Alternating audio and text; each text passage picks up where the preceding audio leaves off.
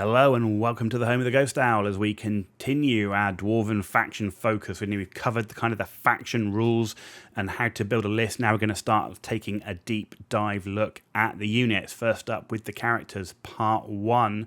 So let's take a look. So first up is a king. I really do like the king. So we got stats wise, they got good weapon skill, toughness and leadership. You'll see toughness and leadership appear quite a lot throughout the dwarf units. That seems to be where they're best stats sit. In terms of low stats though, movement, nothing unexpected there. Not a huge amount of wounds. Interestingly, I kind of felt the a dwarven king might have a few more wounds, but he doesn't. And initiative, which again a common theme for the dwarves, relatively low initiative. Troop type, heavy infantry character, and base size 25 by 25, unit size of 1. Nothing unexpected there.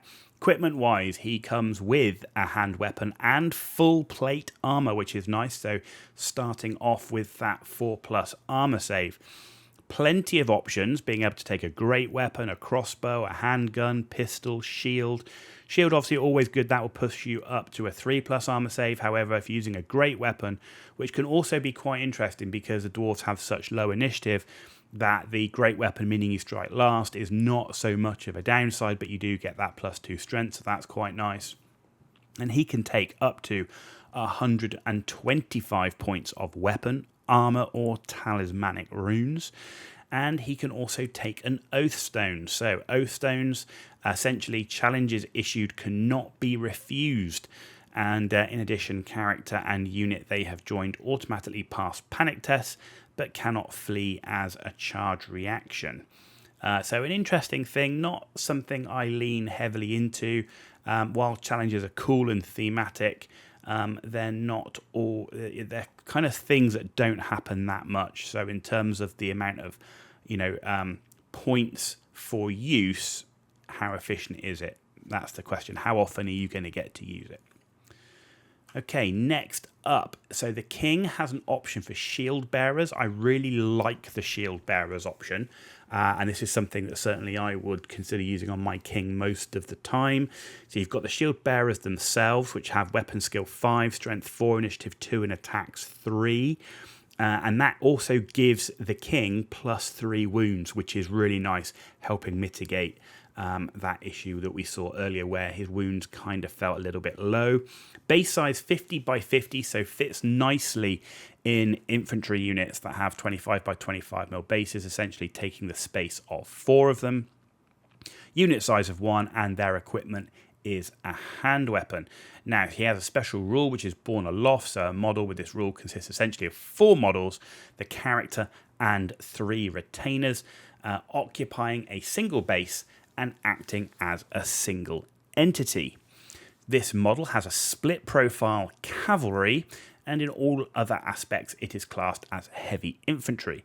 Comes with Gromril weapons, which means those hand weapons on the shield bearers, the 3 retainers, do get the AP -1. They have the hatred, orcs and goblins, which is re-roll failed hit rolls in the first round of combat. And that pretty much applies to all dwarf units. And then they have the resolute, which is the -1 to flee and pursuit rolls. Hopefully you're not fleeing with your king. Okay, next up is the king special rules, and he has quite a few. So let's see what he's got. Ancestral Grudge. So it gives hatred against enemy characters, which is re-roll failed hits in the first round of combat. Also, if a character joins a unit of hammerers or longbeards, they will also gain this rule. That's really nice because hammerers would often be a unit that I would consider putting the king in. That would generally be my choice. You take a king, you can get a unit of hammerers. Putting the king in a unit of hammerers, I think is a good thing. And so, giving them hatred against those enemy characters to the whole unit is really nice. Dwarf crafted, so no modifier to hit for stand and shoot. To be honest, generally if he's in a unit of hammerers, that's not going to apply because they can't shoot, and generally I'm not taking ranged weapons on my king either. So dwarf crafted, not really of benefit to the king, certainly how I use him. Gromril armor, great, helping to keep that king alive, especially if you're rolling with a shield and a hand weapon. That's a 3+ armor save, and you can re-roll armor saves of 1, so that's quite nice. And also, he's getting the AP of -1 again if you're using that hand weapon. Does not apply if you're using the great weapon. Hatred, Orcs and Goblins, as expected, and as most Dwarf units, again, they have a magic resistance. He has a magic resistance of -1, so therefore the casting roll of an enemy spell that targets him is -1, so slightly more difficult to cast against. He has Rallying Cry, which a single fleeing friendly unit within command range may immediately make a rally test in the command subphase. So that's really nice. Making sure your units don't continue fleeing. You can get them back and back into the fight. Resolute, as expected, and Stubborn, which is also nice. So first break test unit will automatically fall back in good order instead. Character does not give this to a unit. He joins and cannot use the rule if in a unit that's not stubborn. So that's something to consider, what unit you're putting him in. If you're putting him in a unit that does not have the stubborn rule, he loses the ability to use this. So should be well considered where you put him, because you do pay the points for these special rules. So if they're not being used, then you're kind of losing the points you invest in the character. Okay, next up is what I think overall about the king. So my comments.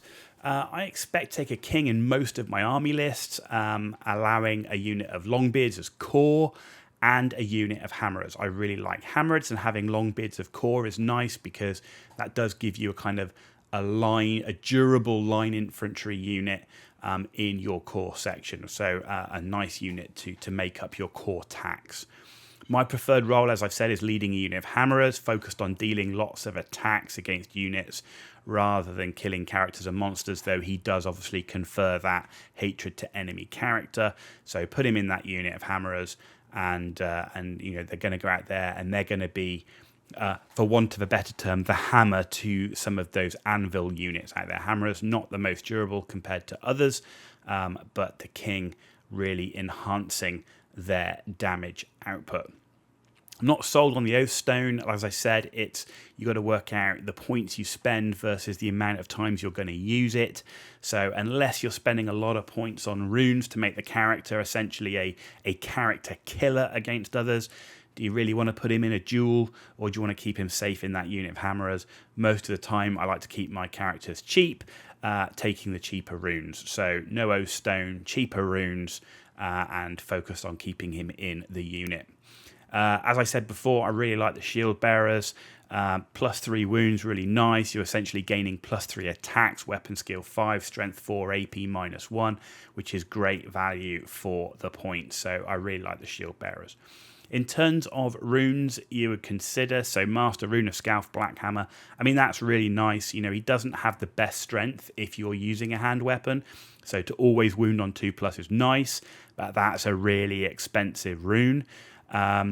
Master Rune of Swiftness. Now this one I like because that essentially gives him strike first, and it mitigates that low initiative, and it's also quite cheap.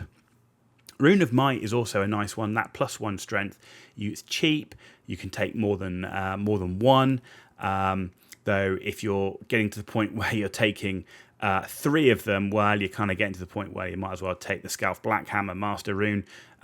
Essentially mitigates that lower strength that he has, and I think it's preferred over getting an AP of -1. So Rune of Might, not a bad one to take, but the Master Rune of Swiftness there, probably my preferred if you have the points to spend. Armor runes, Rune of Preservation, that one's really nice, makes him immune to killing blow and multiple wounds. So essentially, if you are struck a killing blow or a blow which does multiple wounds, you will lose only 1 wound as instead, and it's also quite cheap. Talismanic runes, I'm not recommending on, or I wouldn't consider taking talismanic runes. I think I would prefer to put my points into armor and weapon runes. And as I said, overall, I generally like to keep my characters cheap and take more of them. So next up is the Thane, and you'll see the Thane quite similar to the King in his options. So again, the same good weapon skill, toughness, leadership, low movement, wound, and initiative. But how does he stack up against a King? Well, he has 1 less weapon skill, 1 less wound, 1 less initiative, 1 less attack, and 1 less leadership. But he's 50% cheaper, so he's half the cost of a King for those reduced stats. Troop type, he's heavy infantry character, same on a 25mm base. He does come with full plate armor like the King, that's very nice. And he has the same options in terms of great weapon, crossbow, and so on. Shield, obviously, being a good choice, taking him to a 3+ armor save. Now, he does get up to 75 points of weapon, armor, or talismanic runes.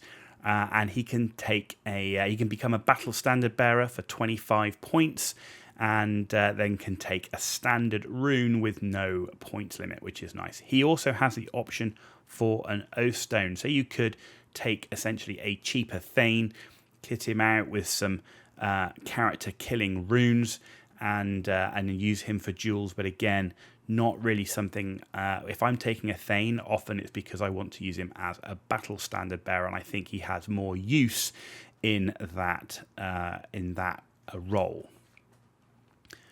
So next up, Thane. He can also take shield bearers, which is interesting.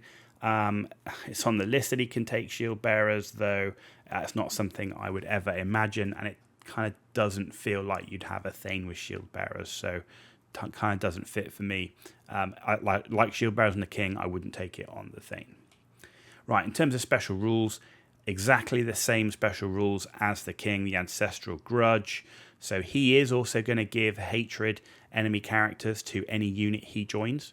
So if you are potentially leading into something like an Anvil of Doom and a Rune Lord, you can still take the Thane to get access to that rule and put him in a unit of Hammerers or Longbeards. All the other rules, Dwarf Crafted, generally not going to apply to the Thane. Gromril armor is good. Gromril weapons, obviously good as well.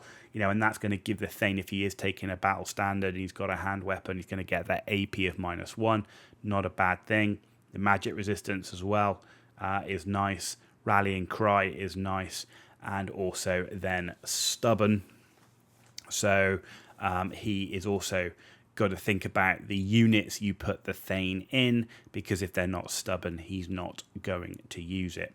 So I expect to take a Thane in most army lists. If I'm taking a King, it becomes less important, but if including a Thane does give you that extra unit of Hammerers, though they're not cheap. So a King and a Thane, taking 2 units of Hammerers, that's going to be really expensive. But when I do take a Thane, it's because I want him to lead a unit of infantry, most likely something like Longbeards or the Hammerers, as a battle standard bearer. Oathstone, again, it could be interesting if you want to make a character killer, though not really something for me. Again, I take the single Thane and spend the character points into runesmiths, engineers, that sort of thing. So you'll see when I put some army lists together kind of how I like to build things, but the best role for me for a Thane is that battle standard bearer with one of the more expensive standard runes. Again, extremely unlikely to take shield bearers and a Thane, doubles the points cost, just doesn't make sense. And adding runes too then makes it very, very expensive as essentially a hero, especially with those reduced stats. Master Rune of Swiftness again is nice, but also you can only take 1 of those. And again, Rune of Might is nice. Rune of Preservation again is nice. Talismanic runes again, none, so very similar to the King. But in terms of standard runes, the Master Rune of Grungni, 5+ ward save, and then all other units within 6 inches get a 6+ ward save against wounds in the shooting phase. And to be honest, that's kind of the only one that makes sense for a battle standard bearer in most elite units, because they can already have standard runes up to 50 points and so on. So if you're going to take a battle standard bearer, there's no point taking him as a battle standard bearer and then putting a cheap standard rune on him. You might as well take a standard rune that can only be taken by a battle standard bearer. And the Master Rune of Grungni is the one that I would definitely choose for him. So there you go. That's the King and the Thane. I hope that's given you a bit of insight to the characters, how they are, what options they have, what their special rules are, and how they play. And, you know, bearing in mind that in terms of the comment section, that's my personal opinion. It's how I like to play the Dwarfs, and it's how I build my army lists. There, you know, as with nearly every faction, there's not one way to build the list and to play the army. So, you know, it does come down to, you know, are you someone that likes lots of infantry and going to push them far forward as possible, try and smash into the enemy? Are you someone that likes a gun line, so lots of missile infantry and artillery units? Or do you like something that's a bit more sneaky and mobile with your gyrocopters and rangers and so on? So lots of different ways to play, and you'll see when we come to the army lists, again, how I like to build mine. So I hope it's been useful. If you liked the video, give it a thumbs up. If you didn't, give it a thumbs down. Let me know why in the comments down below. And as always, if you want to see more content, hit that subscribe button. So it takes a few seconds for you to do. It's free for you to do. It's a big deal for me, so I really do appreciate it. So thank you for that in advance, and thank you to all those that are already subscribed. It is much appreciated. You've been watching The Ghost Style. Tune back in as we continue to take a look at more of the Dwarfen Mountain Holds characters.